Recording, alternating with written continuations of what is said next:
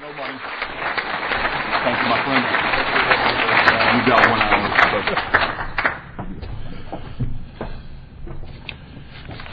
Well, good evening, everyone. My name's Jack, and I am an alcoholic. And it's wonderful to be here with you fine folks this evening. I want to thank the committee for allowing Bill to invite me to be here this evening. I think it's important that you know who is responsible for my being here this evening. And Bill said if I mentioned his name 3 times, he'd give me $10. So if I say anything that offends you during the next 2.5 hours that we're together, please take that up with Bill, because Bill is the person who's responsible for my being here. Now, if I happen to say something that you approve of, well, by all means, I would ask that you speak with me after the meeting, because I really enjoy those attaboys. I come to you from Hagerstown, Maryland, where I am a member of the Hagerstown group of Alcoholics Anonymous, and some of the members of my home group are here this evening as in a function that they call lie detectors. So if you see any of them jumping up, just ignore them. I'm a member in good standing of the Hagerstown group. I have a sponsor. My sponsor has a sponsor. I sponsor people. I have a service position there. And our group meets on Mondays, Thursdays, and Saturdays. And if I'm in Hagerstown, that's where you can find me, at the meeting of the Hagerstown group. That is a commitment that I have made in my recovery. My mom is 94 years old. Yeah. And she was married to my alcoholic father for 30 years. And I say that not because it has anything to do with my alcoholism, but Thursday when I went over to talk to my mom and remind her that I was going to be out of town this weekend and told her that I was coming to York, Pennsylvania, she said, "Are you speaking at another one of those AA things?" I said, "Yes, ma'am, I am." She said, "You make sure you tell those people that you are not an alcoholic."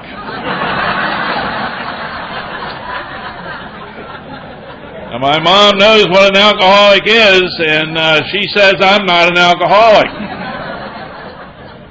And quite frankly, I think it's about time I started listening to my mom. I may have overreacted to this whole thing. So, I think everybody here knows this, but I think it needs to be said in case somebody gets hold of this lead. I am not a spokesperson for Alcoholics Anonymous, nor am I an expert on Alcoholics Anonymous. I have been asked to come here this evening and to try in a general way share with you what I used to be like and what happened to me and what my life is like now. And I will try to do that by sharing with you my experience, strength, and hope.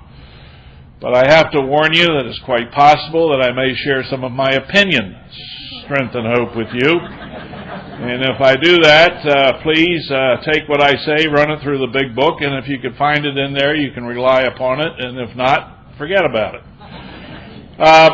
Bill said something about cell phones, and be perfectly honest with you, if you're alcoholic like I'm alcoholic, I don't like being told what to do. I really don't. Quite frankly, when I'm told to do something, I generally just do the opposite. So if you're here this evening and you got a cell phone with you, by all means, turn that puppy on. And if you would, however, be so kind to put it on vibrate, and that way you can enjoy your incoming call and you won't disturb the rest of us.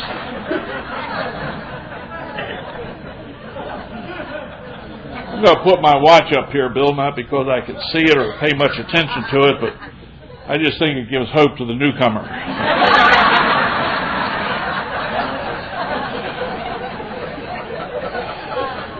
I began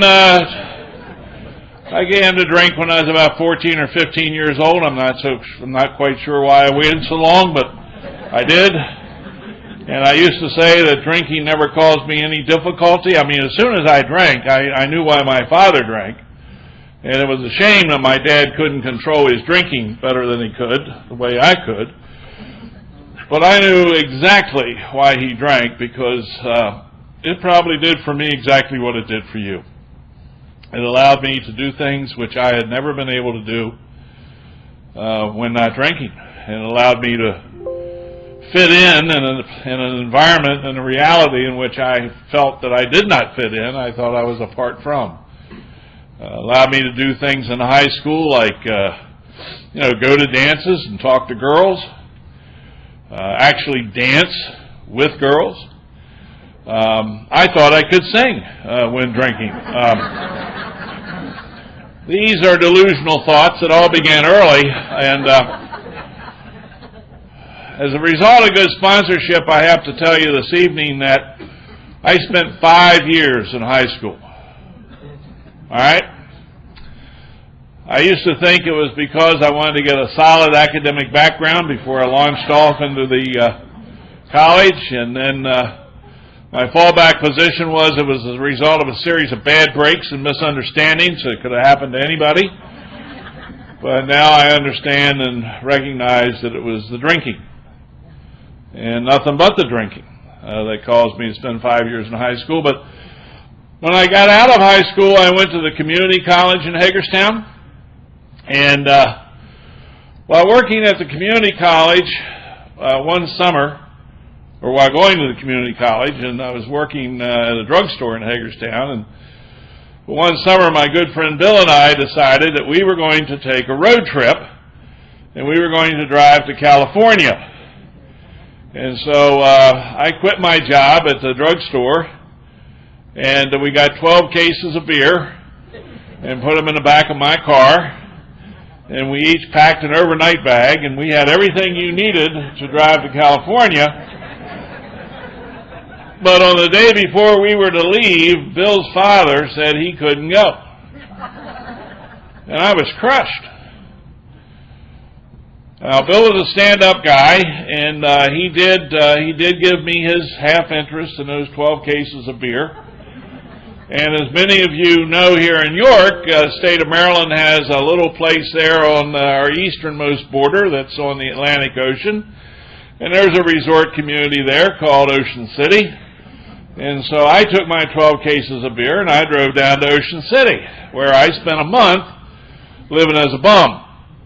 Didn't have a job, slept in the basement of hotels where people I knew were working as desk clerks and bellhops, and so I didn't have to pay anything for room. And then I would go to restaurants where people were waiters and waitresses that I knew, and I would eat leftover restaurant food, half a lobster tail or an uneaten crab cake. And so I didn't have to pay anything for a room. I didn't pay anything for board. I had my 12 cases of beer, and I had that pocket full of money that I got from quitting my job. And so I had a great month in Ocean City, and so much so that I decided that I wanted to work in Ocean City, bless you, the following summer. So I'm a keen observer of my surroundings, and it became readily apparent to me that if you drank like I drank and acted like I acted over the course of a summer, it really didn't matter if you were a lifeguard or a beach boy or a bellhop or a bartender or waiter or waitress. I mean, if you drank like I drank and acted like I acted over the course of 3 months, there was a good chance that I would get arrested. And I didn't want to get arrested. But I did notice that there were a group of people who were working in Ocean City who drank like I drank, and they acted like I acted when drinking, and they were not getting arrested, and these were the members of the Ocean City Police Department. So I became a police officer.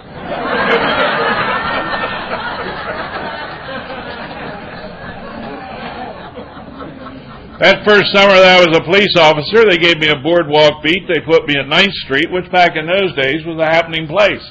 Beach Club was there. That was a hot nightclub. A lot of action on 9th Street. Within a week or 10 days, it became readily apparent that I possess a singularly unique talent, which was very handy to me as a police officer, and that is I was able to spot an underage drinker from maybe 100, 150 yards away. And I would identify my target of opportunity. I would approach him or her. I would establish that indeed they were underage. I would inquire as to what was in the cooler, and they would generally say something like, well, we got some Coca-Cola in there, and we got a little Tupperware thing of tuna fish, and half a loaf of bread. Well, would you mind opening the cooler? And they'd open the lid of the cooler, and there was a nice even row of Coca-Cola cans with the crushed ice, and over in the corner was a little Tupperware thing of tuna fish, sure enough, and then there's a half a loaf of bread in there. But I would reach way down into the bottom of that cooler, and invariably, I'd come up with a Budweiser. And if you were that underage drinker, your life, as you have known it, is over. I know. You thought you were going to college. But you're not. You're going to jail. Going into the military, really? No kidding. Well, let me tell you something, pal. The military isn't going to want to have anything to do with you once they find out you've been in the Ocean City jail. As a matter of fact, I'm going to call your mom and dad back in Baltimore at 3 o'clock in the morning, and I'm going to tell them that you are locked up in the Ocean City jail, and they got to come down here and bail you out. What's that? You'd like to offer a compromise? Some kind of alternative solution to this problem, or what did you have in mind? Confiscate the beer. Well, that's certainly worthy of consideration. But you do understand that if I confiscate the beer, I'm going to have to take the cooler. And if I take the cooler, I'm going to have to take the Tupperware full of tuna fish and the Coca-Cola. You're okay with that? All right. You have to promise me that you will never, ever do anything like this again while in Ocean City. Have your word on that? Okay, you're free to go. Now, it is really difficult to walk a boardwalk beat when you're dragging a cooler full of beer around behind you. So I had to work out an arrangement with my lieutenant and my sergeant, and they would come with their squad car when I called them, and they would pick up the coolers as I accumulated them. And then at the end of the shift, we'd all meet down at the parking lot at the Ocean City Police Department, and I would give them the whiskey or the wine that I may have confiscated during my shift, and I would take the cooler and the beer and the tuna fish and the Coca-Cola. Had a great summer that summer. I drank every day. I didn't buy anything to drink the entire summer, and I did not get arrested. And that's my idea of a good summer. So I went back to Ocean City for a second summer. The second summer, because I'm now an experienced police officer, they gave me a squad car. Yeah. Lights and sirens, yeah. Big old Ford Crown Victoria. Remember those things? I mean, you can get 5 bodies or 6 coolers in the back of one of them things.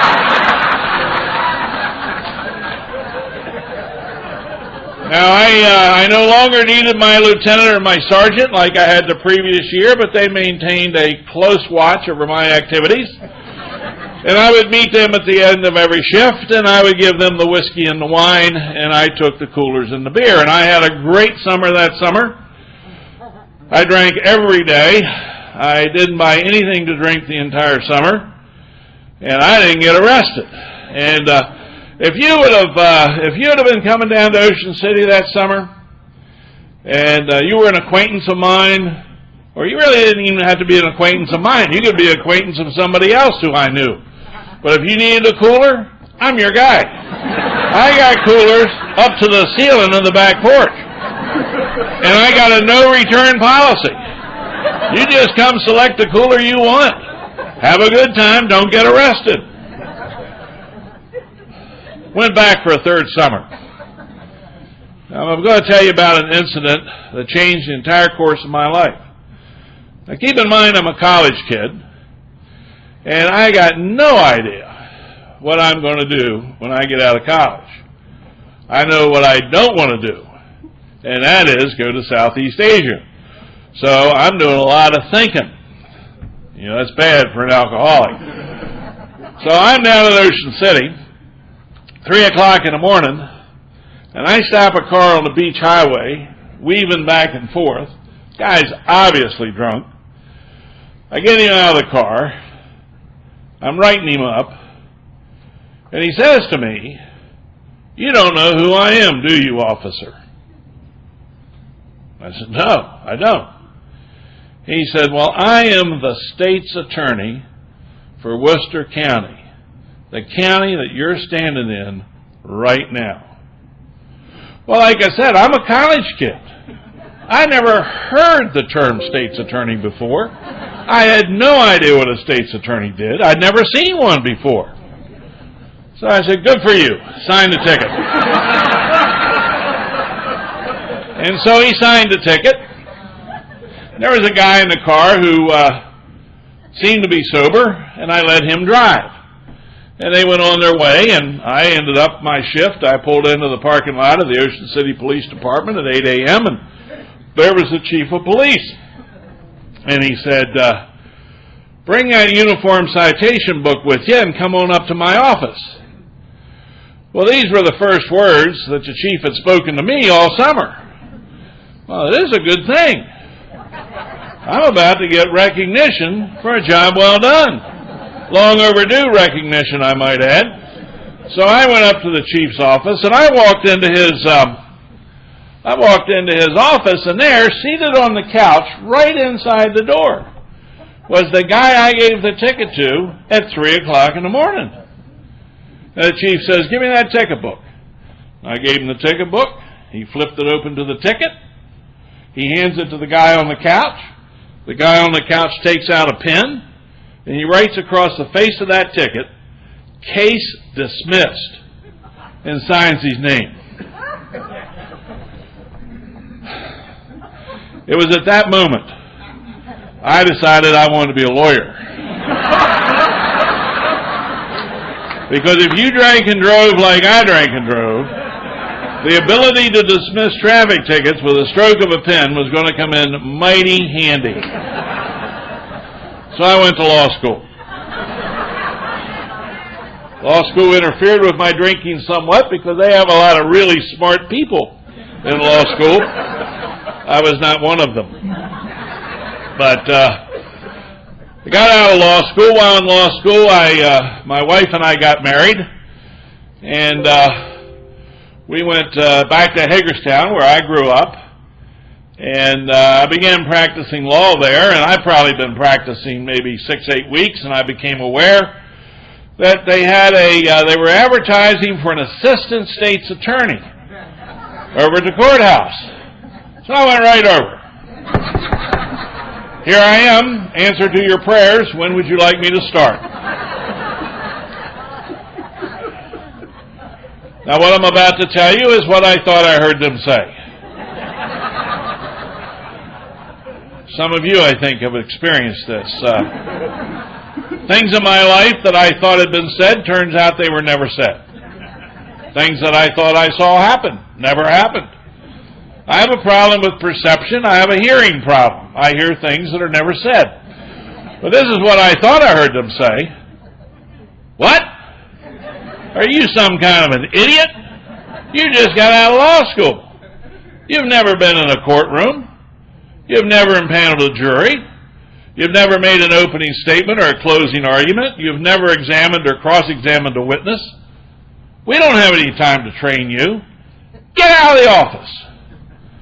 That's what I thought I heard them say. Now, in truth, I believe they said something like, the position has been filled.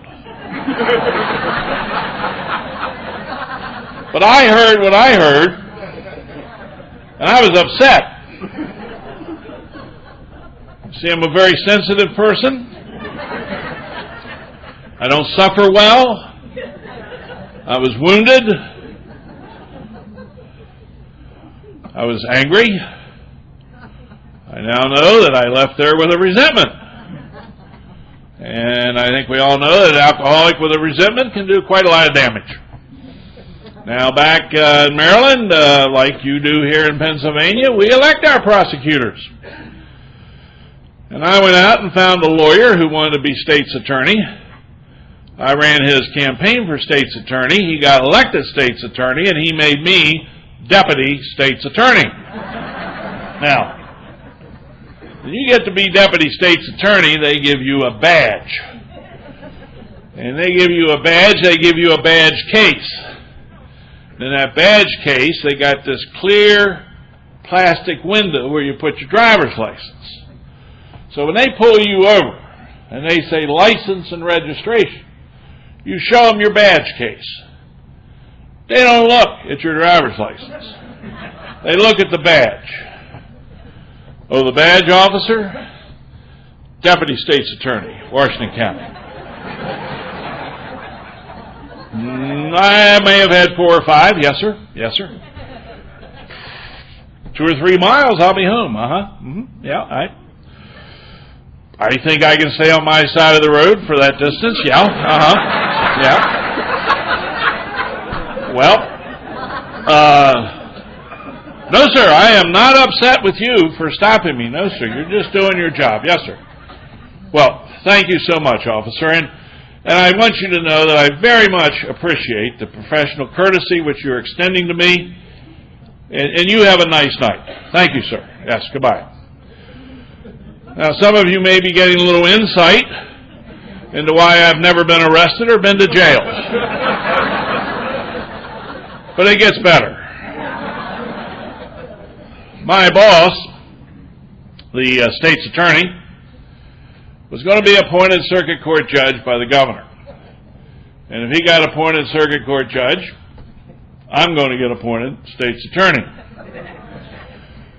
But sometimes in Maryland, and this may happen here in Pennsylvania, the local state senator sticks his nose in where it doesn't belong, screws the whole thing up, and somebody else got appointed circuit court judge. And I was very disappointed for my friend.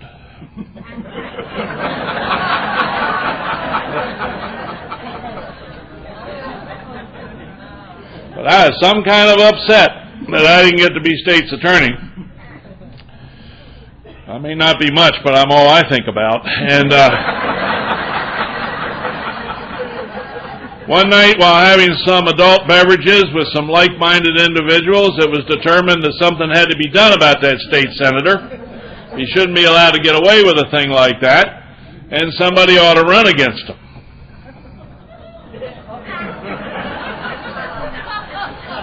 So I ran for the state senate. I didn't know that the state senator was going to run away with the secretary from the Appropriations Committee and abandon his wife and 3 children and move to Florida, but he did, and I got elected to the state senate. Now in Maryland, you get elected to the state senate, they give you a license plate.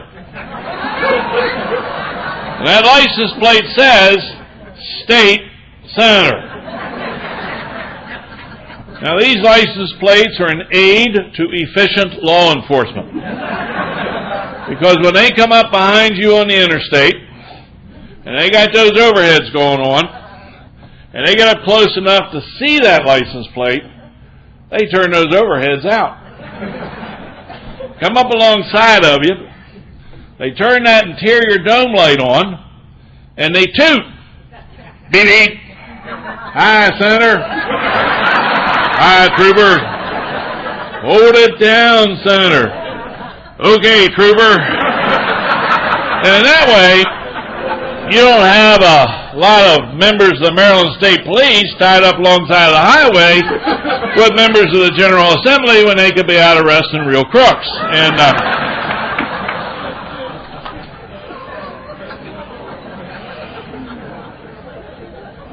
well,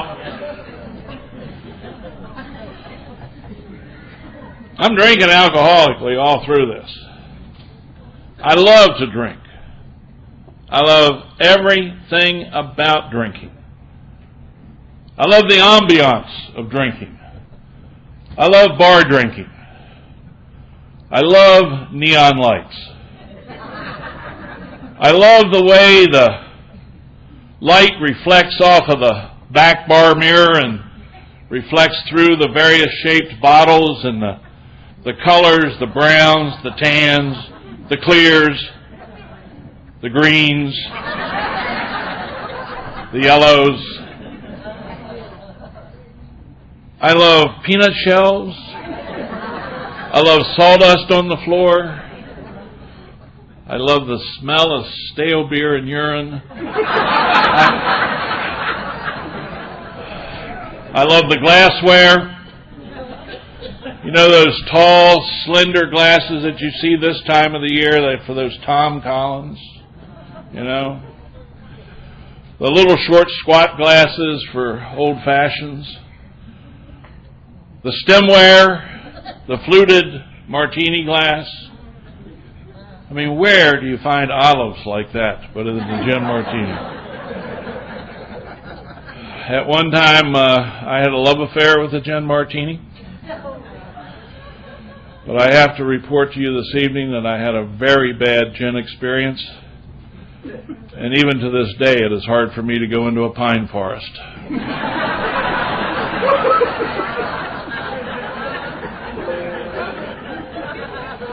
My drink of choice was Jack Daniel's Black Label and crushed ice with a twist of lemon. Man, that was to die for. And I almost did. That guy that got appointed circuit court judge, he didn't like the job. He quit.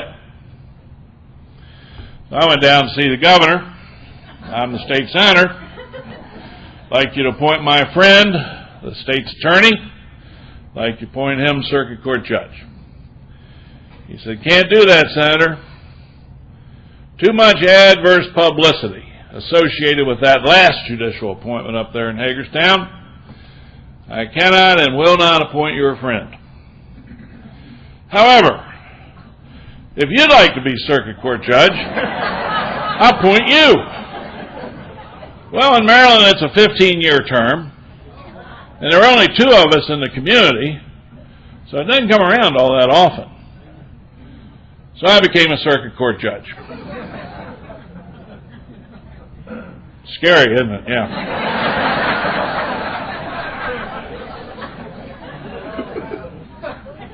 Give you some idea how I tried to cooperate with the Bar Association in every way that I could. The Bar Association was having a continuing legal education program on the prosecution and defense of drunk driving. Sergeant Long was there. He had his breathalyzer with him, and they needed somebody to volunteer to drink the beer and blow into the breathalyzer. Somebody who was neutral, fair-minded, unbiased. I'll help out any way I can. They brought out a tray, had 6 beers and 6 cans of beer all iced down. I said to the guy from the hotel, I said, what's that? He said, well, that's the beer for tonight's program. I said, you do realize that this is a 2-hour program, and you've only brought out 6 beers. He said, we got plenty of beer back in the back. And I said, you better ice it down and bring it out, because I'm not drinking any warm beer. So he did, and I commenced to start drinking the beer, and then every 15 minutes I blow into the breathalyzer, and you get 0.05, and then it kind of jumps up to like a 0.09, and then a 0.15, and 0.2, and 0.26, and 0.30, and 0.33, and it was at that juncture that they called upon me to put on my part of the program, which I am told was quite good under the circumstances.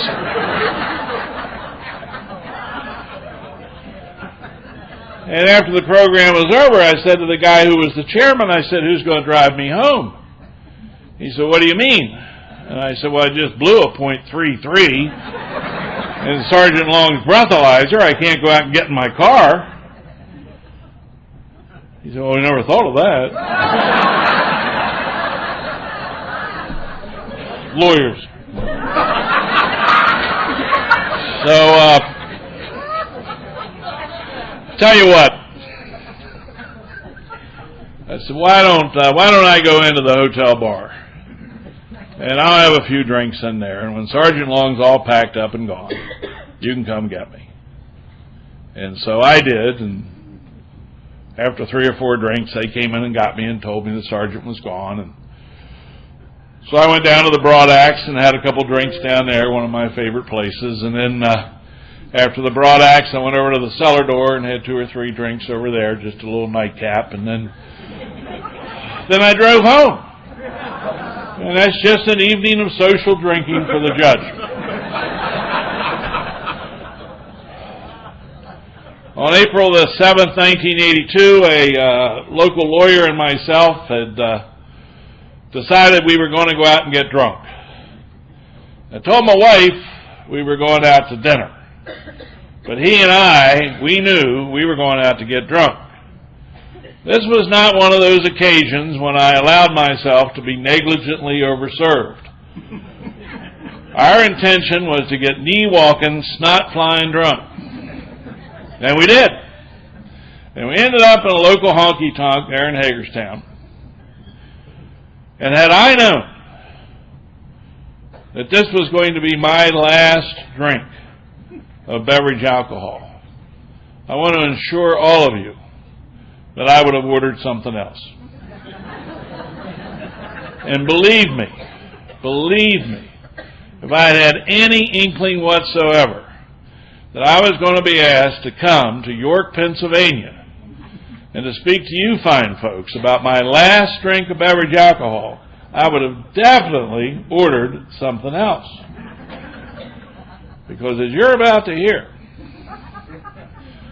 there is a significant amount of shame and a good deal of embarrassment associated with what I'm about to tell you.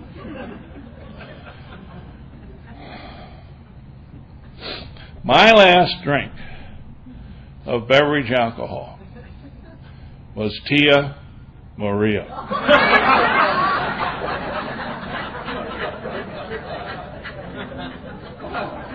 Well, how do you think I feel?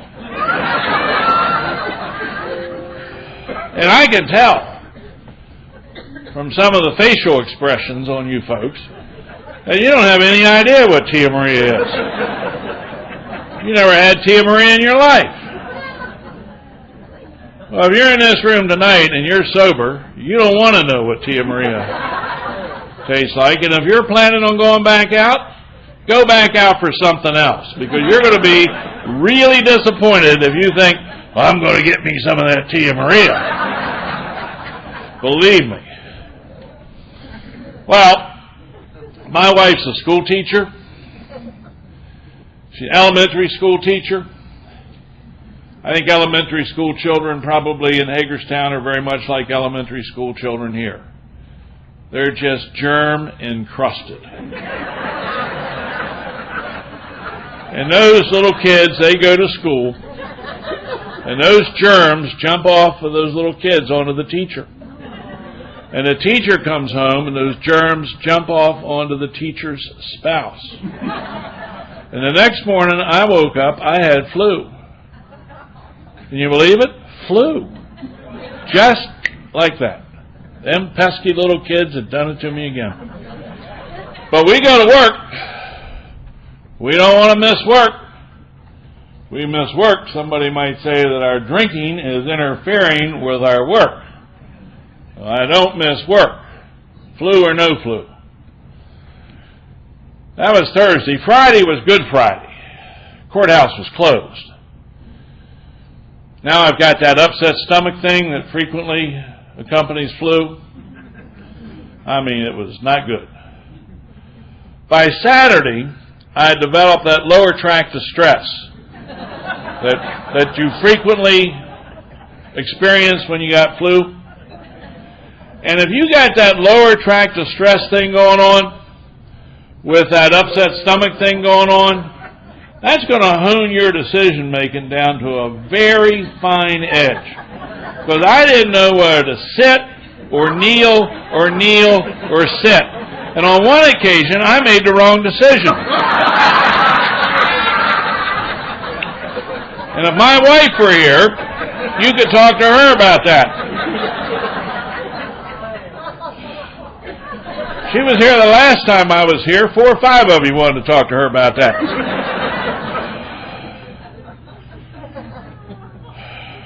Easter Sunday, I still got flu. Monday, they put me in the hospital. But I am bad dehydrated from all that kneeling and sitting that I've been doing. And that night in the hospital, they were trying to hydrate me, and that night in the hospital, my abdomen became distended. And they did an emergency laparotomy on me, and they opened up my abdomen, and I was full of gangrene, peritonitis. And while they were trying to clean that up, they noticed my liver was enlarged and out of whack. And my pancreas was digesting itself. And my kidneys quit. And then my respiratory system failed. And things just weren't looking good for the home team. They just, not good.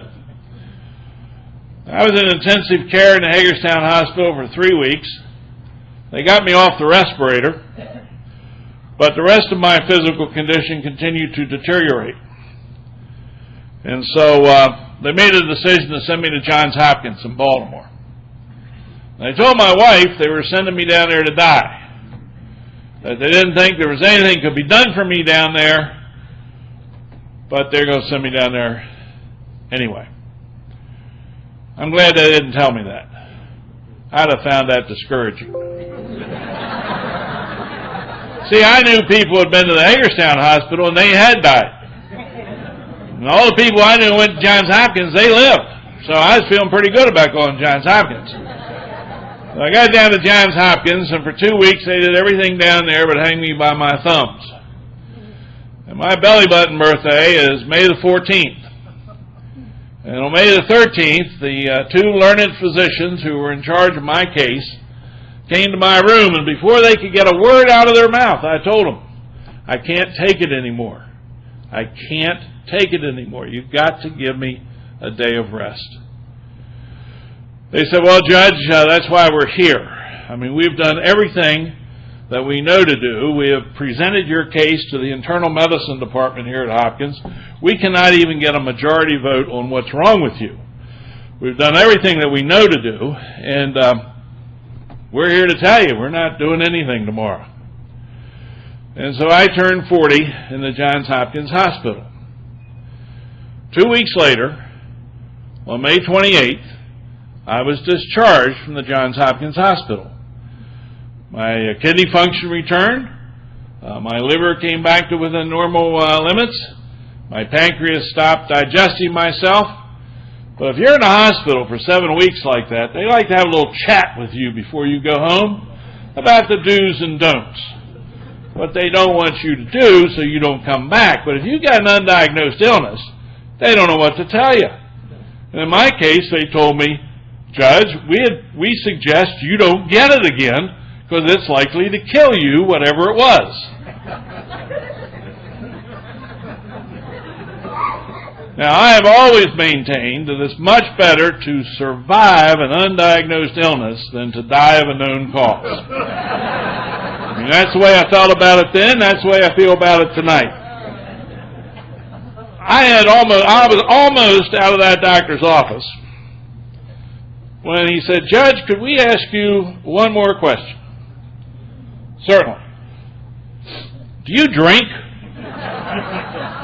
"Huh? What? What kind of question is that? I'm a lawyer." "Well, I used to be a lawyer, now I'm a judge, but when I was a lawyer, I had to drink with clients, I had to drink with other lawyers, I had to drink with judges. Now I'm a judge, I got to drink with lawyers, I got to drink with other judges. Of course I drink, it's a matter of professional obligation." "How much do you drink?" "Not much."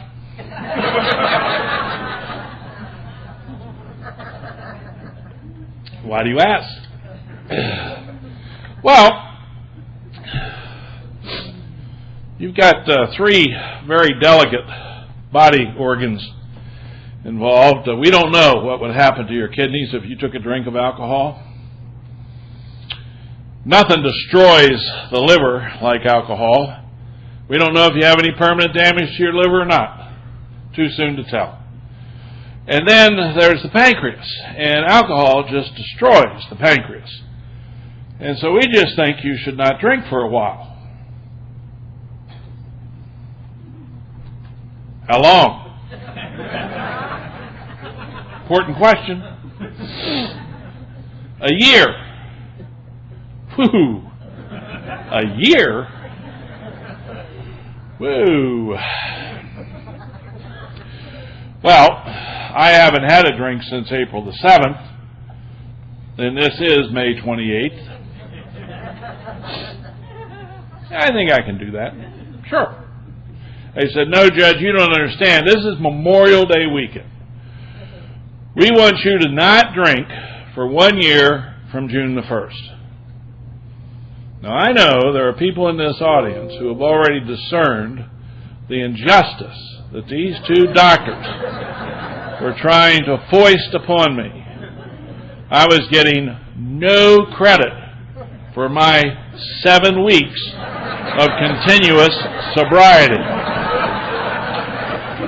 I want you to know that a argument broke out between those 2 learned physicians and this knuckleheaded judge about whether or not I would not drink until next April the 7th or June the 1st. And we reached a compromise. And the compromise was that I would not drink until next April the 7th, and then if I thought any of the pain, suffering, and misery that I had just endured had anything whatsoever to do with drinking, that I would choose not to drink until June the 1st. And with that, I walked out of the Johns Hopkins Hospital into the most insane period of my life. Not drinking and not changing. Nobody has said anything about alcoholism. But we know that our book says that if you take alcohol away from the alcoholic becomes restless, irritable, and discontented. I need to tell you that was a gross understatement in my case. I was pissed off in a spring-loaded position. And I was just waiting for you to say something to me. Because you know what? I am getting along just fine. Things with me are really fine. I suggest to you that maybe it would be a good idea if you just mind your own business and leave me the heck alone. Because I am telling you, I'm getting along fine, and if you would just do exactly what I have told you to do, we wouldn't be having this problem. So just leave me alone. I am fine. All right? Fine.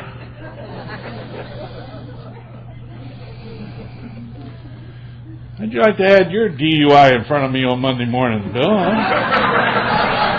Fine. Just fine.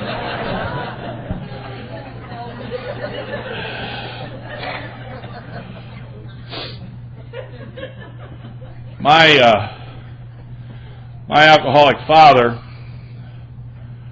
On July the 3rd, 1968, was walking past a church in Hagerstown where the minister, so on July the 3rd, he put out on the message board, "Don't buy a fifth on the 3rd for the 4th." My dad went to AA that night, and he never drank again. And when he died with 15 years of continuous sobriety in this wonderful program. And I owe a tremendous debt of gratitude to Alcoholics Anonymous for my father's life.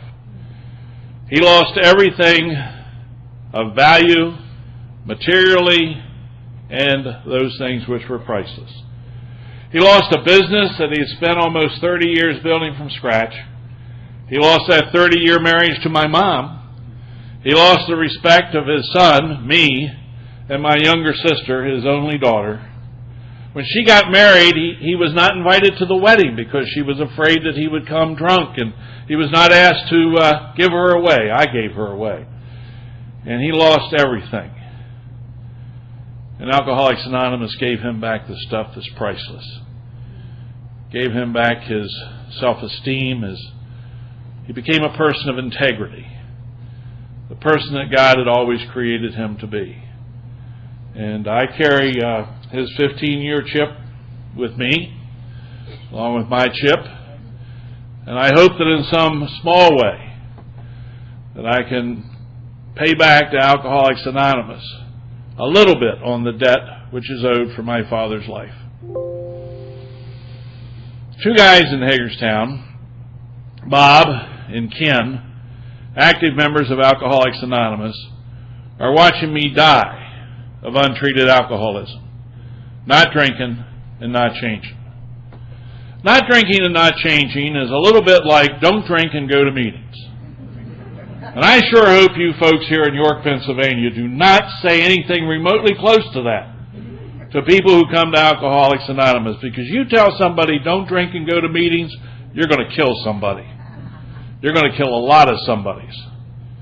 Because the only thing that happens to us when we don't drink and go to meetings, when we don't drink and don't change, well, the book says we're going to pick up a drink.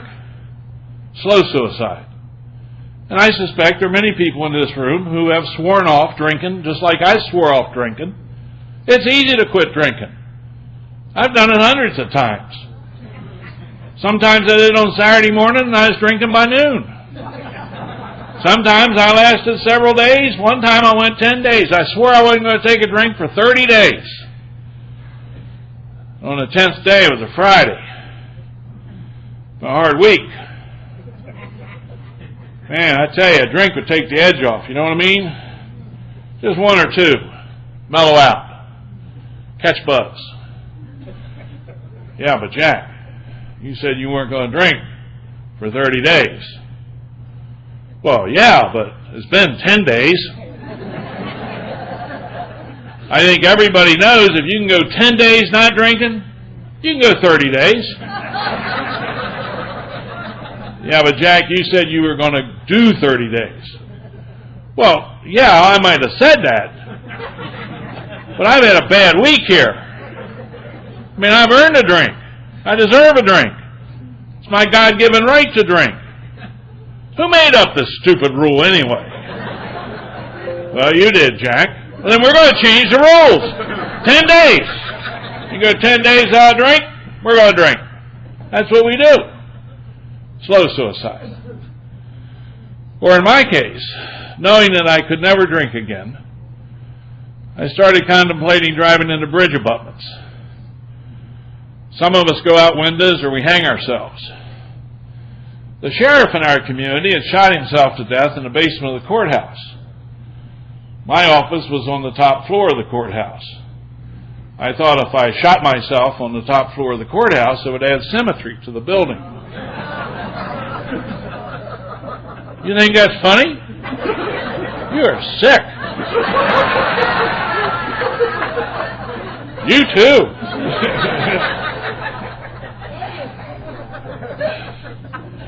They're watching me die of untreated alcoholism. And Bob came to me and he said, Jack, we have this book in Alcoholics Anonymous. We call it the Big Book. And I was wondering maybe if you'd like to read it, find out about your dad's disease. Clever guy, that Bob. If he said anything remotely close to, we think you ought to read this book, find out what's wrong with you, we've already established there's nothing wrong with me. See, I'm not drinking. And everybody knows that alcoholics drink. So if I'm not drinking, by definition, I am not alcoholic. And with every passing day, of every passing week, of every passing month, of every passing year that I did not drink, it was proof positive that I am not alcoholic. Everybody knows that. I'm fine, okay? So I read the book. No surprise to me, my dad's in there. He deserves to be in there. He's a real alcoholic, as defined by the big book, Alcoholics Anonymous. What I had not counted on was I'm in there. That book was written before I was born. How could they write in that book and know so much about my life experiences before I had those life experiences? How could they possibly know that?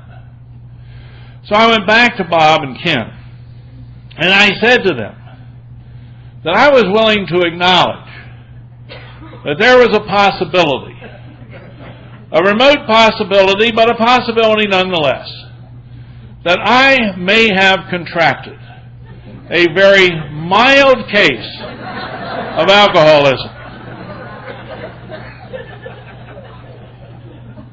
That's all Bob and Ken needed. They started coming to my chambers every Friday at lunchtime. That is my judge's office. And they brought their big books with them, and they brought a brown bag lunch. And we would eat our lunch. We would pray the Serenity Prayer. And we would read from the big book. And they, Bob and Ken, would explain to me the importance of what we had read. And I would explain to them as Jack sees it. And as you can imagine, we had many very high-level intellectual discussions about the contents of the big book and the meaning of those contents. And I pointed out to Ken and Bob, and I think it's important that I point it out to you, that while it is true that I spent 5 years in high school, I went to the community college and graduated with a degree in 2 years. I went to the University of Maryland, College Park. I got a bachelor's degree in 2 years. 3 years later, I graduated from the University of Maryland School of Law with a Juris Doctorate degree, with honors, I might add. And Ken said, Jack, we've got degrees on rectal thermometers, and you know what we do with them.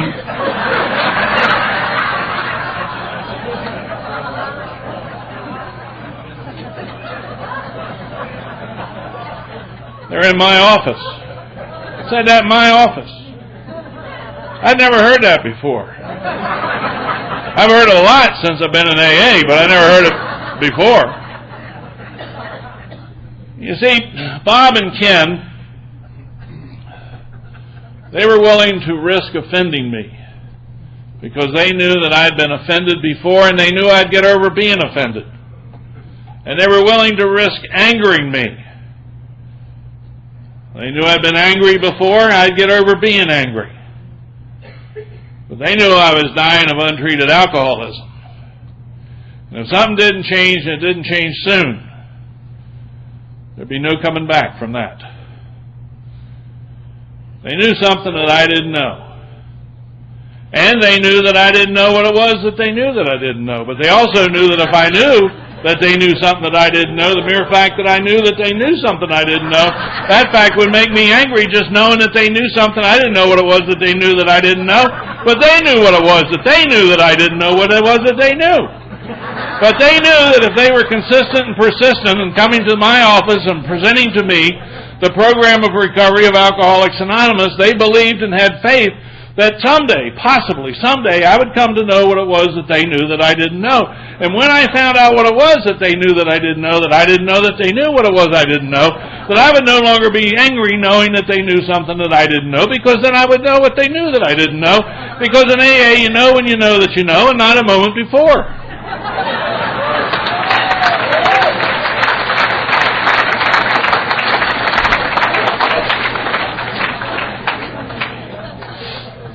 Now, if you followed that,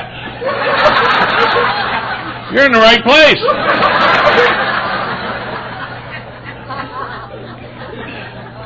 And if you found that to be the least bit confusing, if you're still in the right place, just means you don't know.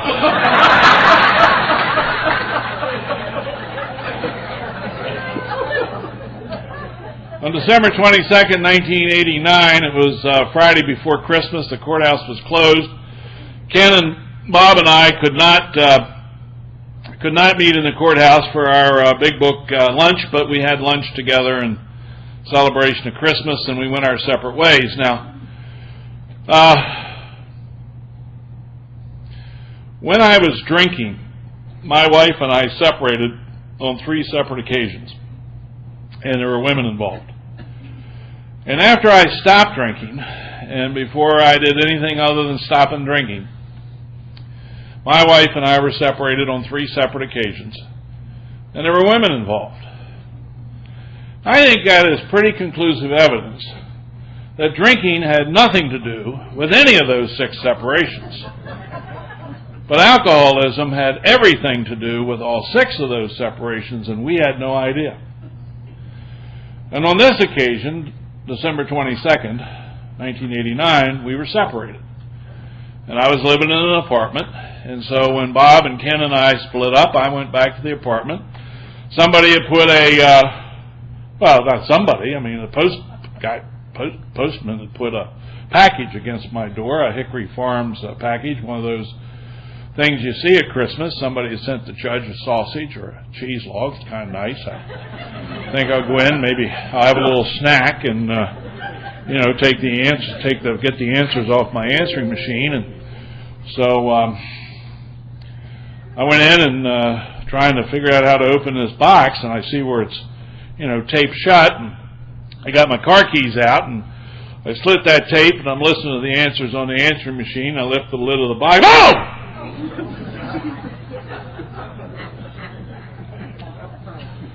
And I got blown back against the wall. And federal appellate judge had been killed 10 days before that by a bomb that had been sent to his home. 5 days before, a lawyer in Savannah, Georgia had been killed by a package bomb that had been sent to his office.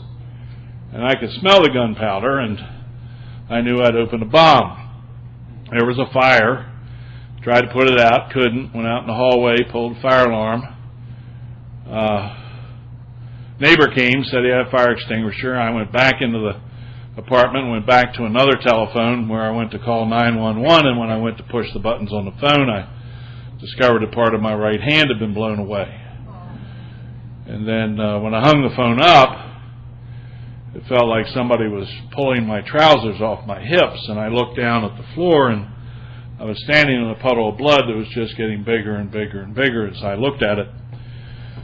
And I knew I was in serious trouble, and the neighbor who put the fire out asked if there was anything else he could do, and I asked him to get me a towel, and he did, and I opened my trousers. I did not have courage to attempt to visualize the wound. I just put the towel where I thought I'd been injured and put my back against the wall, and I slid down on the floor, and I was afraid, and I was alone, and I was powerless, and I didn't know what to do. I could feel life ebbing away, and I didn't have any tools, because I hadn't done anything. But then I recalled that Bob and Ken and I began our every meeting on Friday afternoon with a serenity prayer. And I asked God to grant me the serenity to accept this thing which I couldn't change. Give me the courage to change what I could, and the wisdom to know the difference. And I prayed that prayer, and I prayed that prayer, and I prayed that prayer, and I prayed that prayer. And I can't tell you what was the 4th, 5th, 6th time through that prayer, but I can tell you this: God came.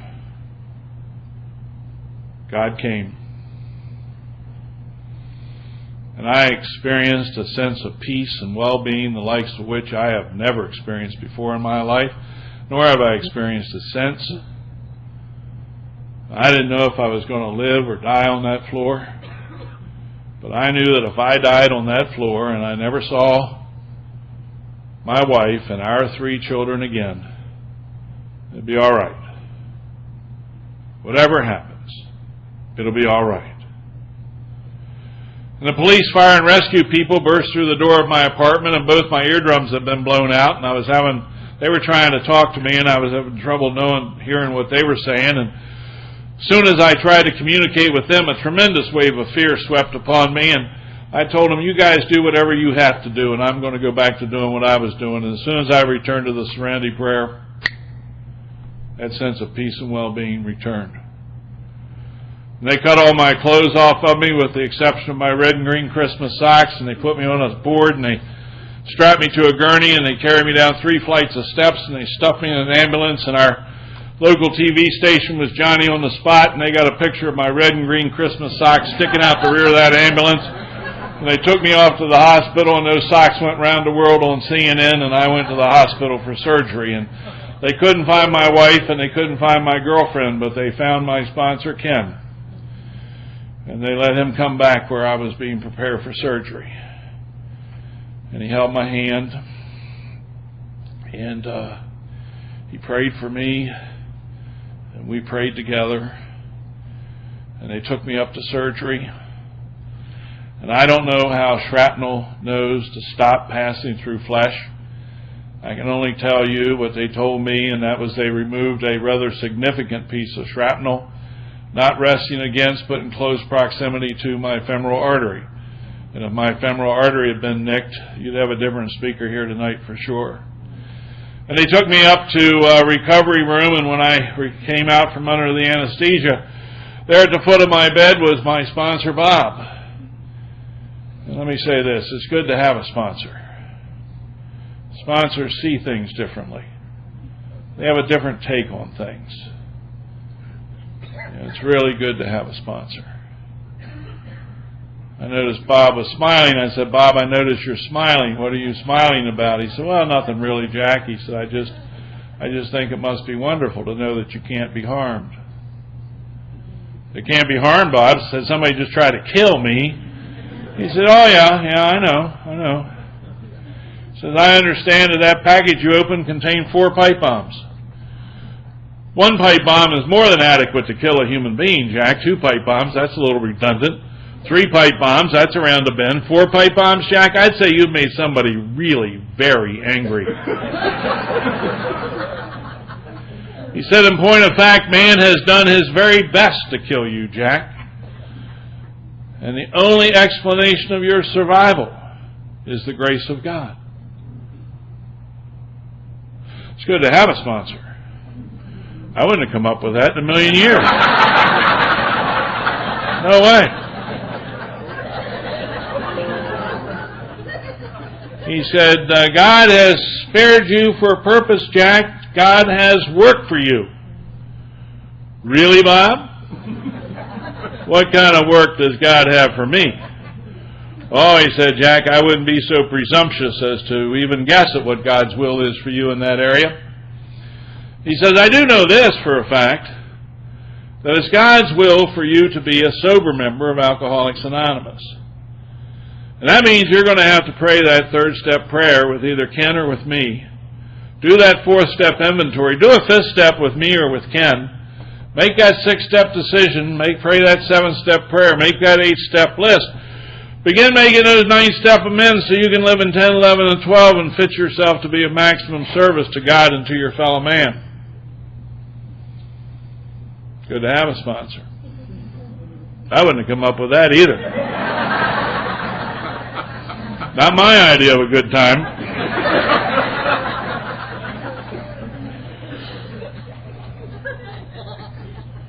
Good to have a sponsor. Christmas Day, I was discharged from the hospital. And I began this wonderful journey we call Alcoholics Anonymous.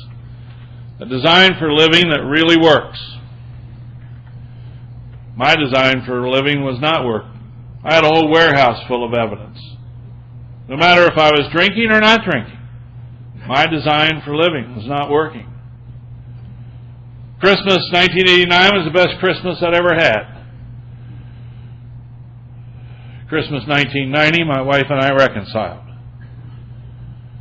If I don't screw this thing up, next Thursday, she and I will be married 43 years.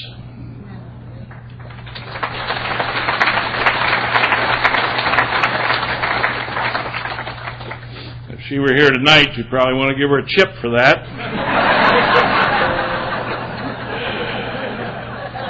Because as you've heard, she's been married all 43 of those years, and I've had some time off for bad behavior.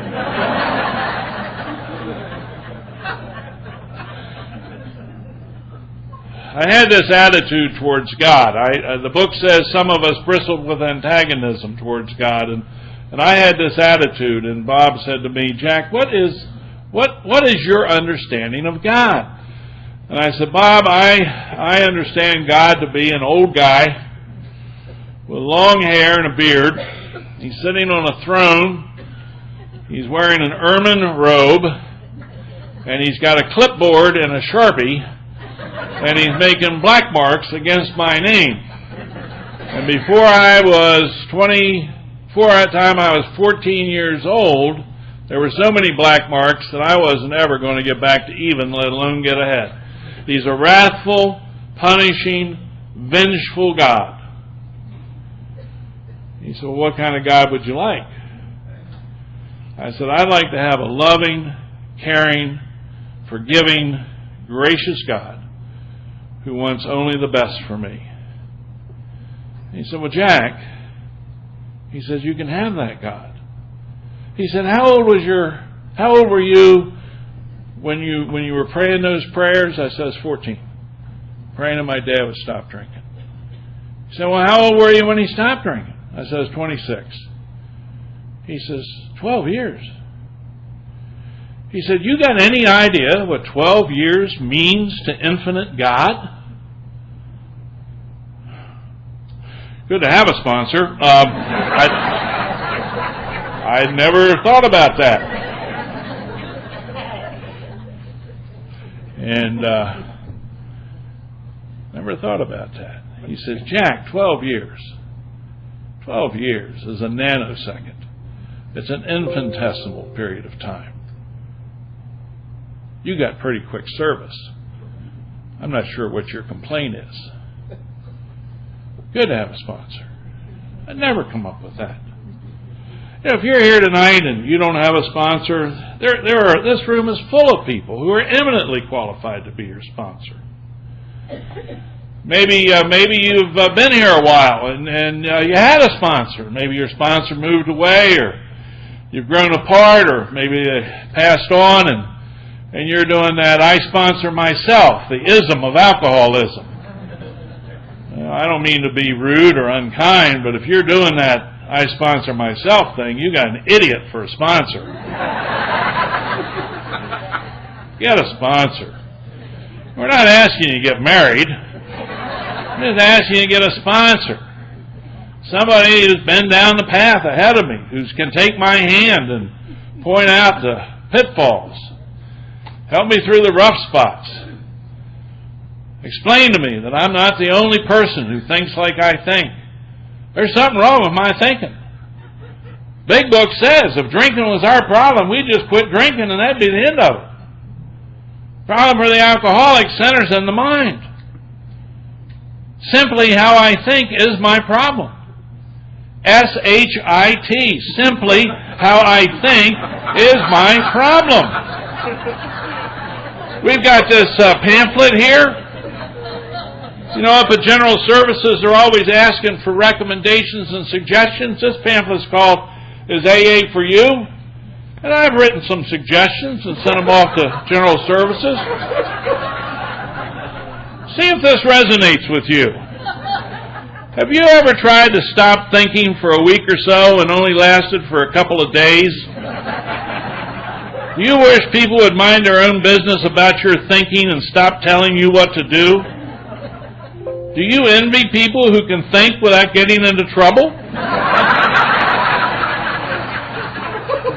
Have you had problems connected with your thinking during the past year?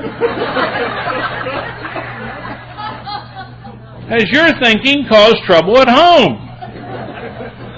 Do you tell yourself that you can stop thinking anytime you want to, even though you keep thinking when you don't mean to? Have you missed days of work or school because of your thinking? Have you ever felt that your life would be better if you did not think? Simply how I think is my problem. S-H-I-T. I think somebody else in here has probably got that problem besides me. You know, it says in our big book that if we take these actions and we get ourselves right with our higher power, that great events will come to pass for us and for countless others. Great events will come to pass. If you've been in Alcoholics Anonymous any length of time, I'm talking about in the middle of Alcoholics Anonymous, not around the fringes of it, but if you've been in the middle of it, you know that that book is absolutely right. Great events have come to pass for me and for countless others. Nobody ever fell off the center of a flat roof.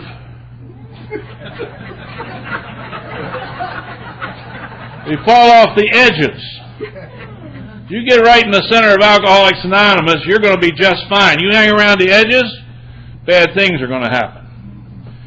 Watching the Animal Planet one night. Animal Planet. Got them little gazelles out there on that Serengeti plain. They run around, jump around, have a lot of fun. Lions are there. It's really hot. Lions are sleeping. They're too tired to be messing with the gazelles. It's too hot. Sun goes down, cools off. Gazelles all bunch up real tight. Real tight in a circle. Because the lions are coming. And the lions are going to pick off a gazelle. They're not taking a gazelle from the center of the pack. They're going to pick off a gazelle that's out around the fringes. And that's what happens to us. Alcoholism comes looking. Alcoholism is an equal opportunity destroyer. Alcoholism is a killer. And it kills those of us who hang around the fringes of Alcoholics Anonymous. So if you're here tonight and you're new, get in the center of Alcoholics Anonymous. You'll be safe there. You go out there, something bad's going to happen to me. I go out there. Nothing bad has ever happened to me in Alcoholics Anonymous. Any pain that I've experienced in Alcoholics Anonymous has been a direct result of my insistence on doing things my way. I've already told you, I worshipped at the altar of self-sufficiency most of my life and caused nothing but trouble for me and countless others. And once I got out of the debating society, and once I started to learn to live this way of life, things changed. And when God moves, God moves. I was at Akron for Founders Day, and I was staying in the dorms and going down to the shower, and there's a guy down there on Sunday morning and says, "Hi, I'm Woody from Baltimore." I said, "I'm Jack from Hagerstown." He said, "Oh, I come to Hagerstown all the time." So what do you come to Hagerstown for? He said, "I bring a meeting up to the prison. Me and my sponsor every month." I said, "I live 10 miles from that prison. I don't know anybody that takes a meeting there." He said, "Would you like to go with us?" Well, I mean, I'd really like to talk to you about that, but I got to get back to meet my buddy here, so see you later, Woody. And I went back to my dorm room, and I told the guy I was with. He said, "You give him your phone number?" I said, "No." He said, "Jack, there's 15,000 people here. He'll never find you." I took comfort in that. And when you go to the dining hall there at Akron and you got the meal ticket, I mean, you go through about 8 buffet lines and then they tell you where to sit. And they you fill in every seat on the side of the table, every seat, and then here come the people down the other side. And we did that all day on Saturday, so now it's Sunday morning and every seat, and I wonder who's going to be sitting across from me. Don't get ahead of me now.